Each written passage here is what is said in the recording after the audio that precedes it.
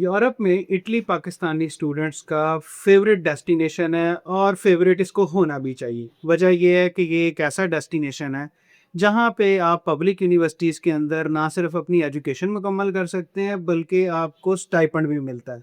और ये वाहिद मुल्क है जो लोगों को टैलेंट बेस और नीड बेस दोनों में अकोमोडेट करता है।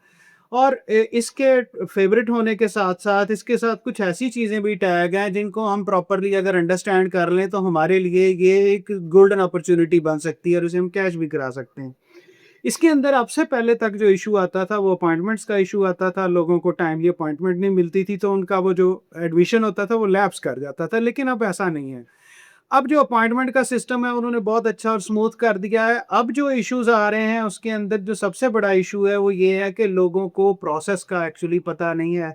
हर बंदा प्रोसेस को सिर्फ़ उतना करता है जितना उसको पता होता है। तो ये जो हम वीडियो बनाने जा रहे हैं इसमें जो हम आपको चीज़ें बताने जा रहे हैं वो ये हैं कि आपको प्रोसेस को कैसे लेके चलना है और इसके लिए किसी किस्म की कोई रॉकेट साइंस नहीं है। आपने ये सारी चीज़ें की होती हैं, आपको ये पता होता है यूनिवर्सिटी लेवल पे जब आप एडमिशन लेने के लिए जाते हैं, जब अपना एचएसएससी के बाद आते हैं, जिस वक़्त आप सेकेंडरी स्कूल करने के बाद कॉलेज में आते हैं, उस वक़्त आप जो प्रोसेस करते हैं, डॉक्यूमेंटेशन बिल्कुल उसी तरह की है। सिर्फ़ ये है कि ये आप लोकल कंट्री में अपने होमलैंड में कर रहे होते हैं, वहाँ पे आपने फॉरेन कंट्री के लिए करना है, लेकिन डॉक्यूमेंटेशन हर जगह पे इन्वॉल्व है, यहाँ पे भी इन्वॉल्व है और वहाँ पे भी इन्वॉल्व है। तो इस प्रोसेस को मैं आपके साथ शेयर कर रहा हूँ स्टेप बाय स्टेप। मैं इसको पूरे को मैं नहीं करूँगा, मैं इसको कोशिश करूँगा कि ब्रेक करके बनाऊँ ताकि आपको डिटेल पता लग सके हर स्टेप की। और अगर मैं इसको एक में बनाता हूँ तो ये काफ़ी बड़ी वीडियो हो जाएगी और आपका बहुत सारा टाइम ज़ाया होगा।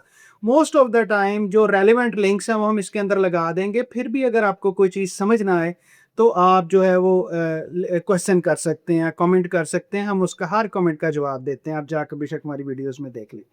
तो सबसे पहली चीज़ जो है कि इटली जो है वो ऑफ़र क्या करता है? तो इटली जो ऑफ़र करता है वो ऑफ़र करता है यूजी, पीजी और पीएचडी और दरमियान में बाज़ पोस्ट ग्रेजुएट डिप्लोमास भी वो ऑफ़र करता है, लेकिन पब्लिक यूनिवर्सिटीज़ के अंदर शायद इनकी तादाद कम है। आपके लिए जो टारगेटेड स्ट्रीम्स हैं वो यूजी है, पीजी है और पीएचडी है। अच्छा, इसके लिए आपको जो चीज़ें चाहिए, यानी जिन-जिन चीज़ों का आपने बिल्कुल शुरू में ख़्याल रखना है, जो आपके ज़हन में होनी चाहिए, वो मैं आपको बता देता हूँ। वो मैंने यहाँ लिस्ट की हुई हैं, आपके लिए ना वो बिल्कुल शुरू से आप उसकी एक प्लानिंग कर लेंगे, तो वो आपके साथ बिल्कुल सही चलेगा।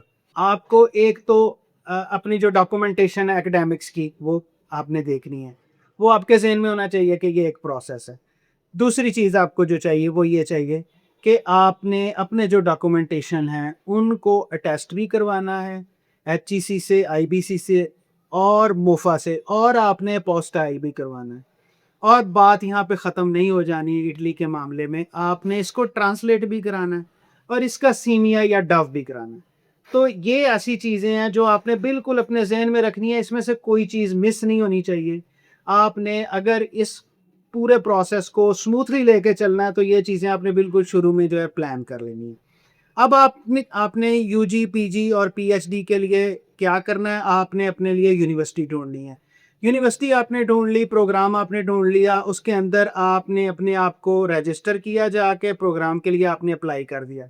जिस वक़्त आपने प्रोग्राम के लिए अप्लाई करना है, तो पीजी के अंदर और पीएचडी के अंदर रिक्वायरमेंट्स जो है वो बहुत ज़्यादा नहीं होंगी। Most of the time language का टेस्ट माँगा जाएगा। आपसे जो सीजीपीए का लेवल है वो 2.6 से लेके ऑनवर्ड माँगा जाता है और उसके अंदर जो कॉम्पिटिटिवनेस है वो ग्लोबल जो है जितने भी इन्वॉल्वमेंट है उसकी वजह से होती है। अदरवाइज़ 2.5 2.6 वाले को भी इटली जो एडमिशन दे देता है। अब इससे जो अगला प्रोसेस है यूजी के लिए वो काफ़ी सारा जो है ना वो आपको देखना पड़ेगा। अब यूजी के अंदर एक ऐसा चार्म है जो कि दुनिया का कोई और मुल्क आपको नहीं देता, इवन एशियंस नहीं देते, इवन आपका कंट्री नहीं देता, कोई भी मुल्क नहीं देता, ये सिर्फ 2 मुल्क देते हैं। वो दूसरे का मैं ज़िक्र आपसे अभी कर देता हूँ। एक तो इटली जो है ना डायरेक्ट आपको मेडिकल में यानी एमडी में, एमबीबीएस में डायरेक्ट एडमिशन देता है और डायरेक्ट एडमिशन देने के लिए जैसे आपके कंट्री में एमकैट है, बिल्कुल इसी तरह वहाँ पे आईमैट है। इंटरनेशनल मेडिकल एडमिशन टेस्ट, ठीक है जी। आई मैट जो है ये पूरी दुनिया के अंदर होता है, पाकिस्तान के अंदर हर 3 महीने के बाद इसका टेस्ट होता है और ये 3 बड़े शहरों में होता है, लाहौर में होता है, इस्लामाबाद में होता है और कराची में होता है। और इसको रजिस्टर करती है एक बॉडी, और इसकी जो प्रेपरेशन है बड़ी-बड़ी अच्छी एकेडमीज़ जो करवाती हैं, और ये कोई बहुत ज़्यादा महँगा एडवेंचर नहीं है। तो अगर आपने मेडिकल में एडमिशन लेना है तो आपने आईमैट लाज़मी करना है, ठीक है जी? अच्छा, इसके अलावा 2 और टेस्ट हैं जो वहाँ की यूनिवर्सिटीज़ यूजी के लिए माँगती हैं। जो लैंग्वेज का टेस्ट है वो तो चाहिए ही चाहिए, यानी आइल्स आपको चाहिए, पीटी अगर है, टॉफल है, जो भी है, इसमें कोई स्पेसिफिक नहीं है, लेकिन आपको जो एडिशनली टेस्ट यूजी में चाहिए होगा, मेडिकल के केस में आपको आईमैट चाहिए, लेकिन दूसरे जो केसेस हैं उसके अंदर 2 और टेस्ट हैं जो इन्होंने मांगे हुए हैं। इनकी बाज़ यूनिवर्सिटीज़ जो हैं वो सैट मांगती हैं, और एक इनका और टेस्ट है वो उसको टीओएलसी बोलते हैं।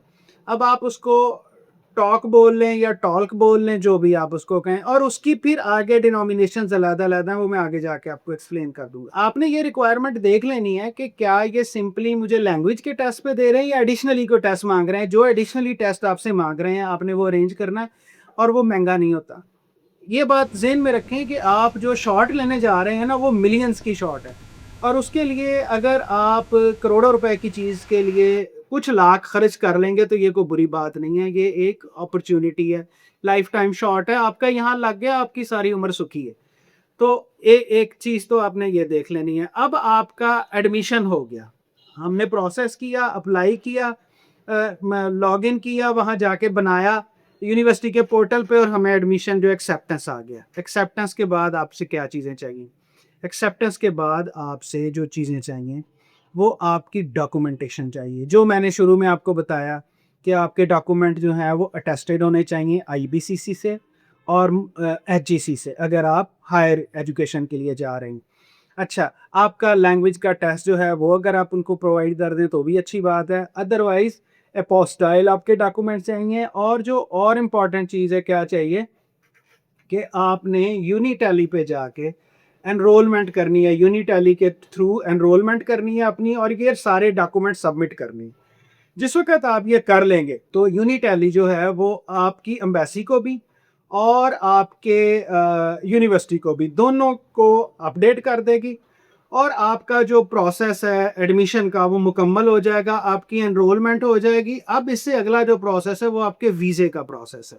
तो यहाँ तक का जो काम था ना, वो आपका एडमिशन और एडमिशन को सिक्योर करना, ये यहाँ तक मुकम्मल हो गया। ठीक है जी? तो अभी तक के लिए मैं आपसे सिर्फ थैंक यू वेरी मच कहना चाहूँगा, और अगला प्रोसेस मैं आपको अगली वीडियो में बता